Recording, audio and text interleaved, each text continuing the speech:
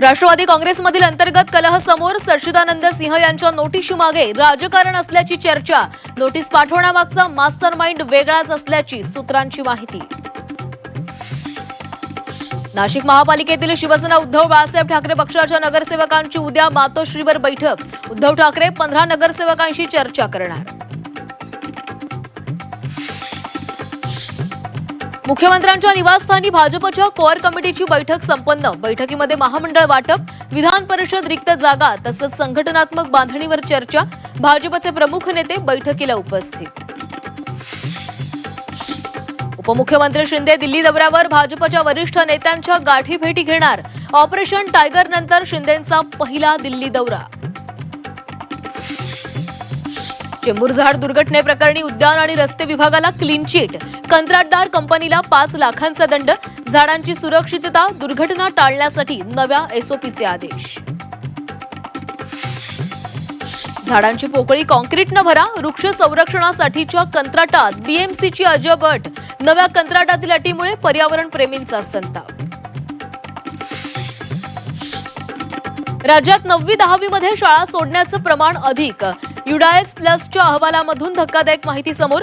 माध्यमिक शाळांची संख्या कमी असल्यानं गळती वाढत असल्याचं निरीक्षण। देशात महागाईनं लक्ष्मण रेषा ओलांडली। किरकोळ महागाई दर पोहोचला 4.38%।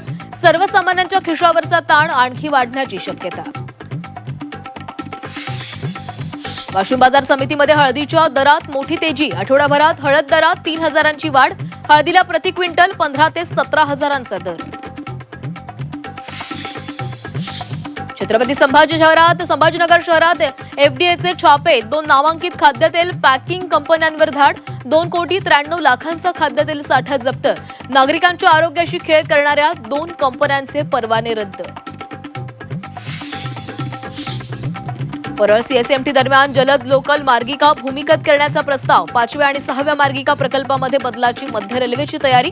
भायखळा रेल्वे स्टेशनही भूमिगत होणार असल्याची माहिती। जेजुरी नगरीचा निरोप घेऊन माऊलींची पालखी आज वाल्हे गावाकडे निघणार। अवघड रोटीघाट पार करून आज तुकोबांची पालखी गवळ्यांची उंडवडीमध्ये विसावणार। तर सोपान काकांच्या पालखीचा आज निंबूतमध्ये मुक्काम। फुटबॉल वर्ल्ड कप मध्ये आज फ्रान्स आणि स्पेनमध्ये पहिली सेमीफायनल। एम्बाप्पे, यमाल यांच्याकडे सगळ्या चाहत्यांच्या नजरा।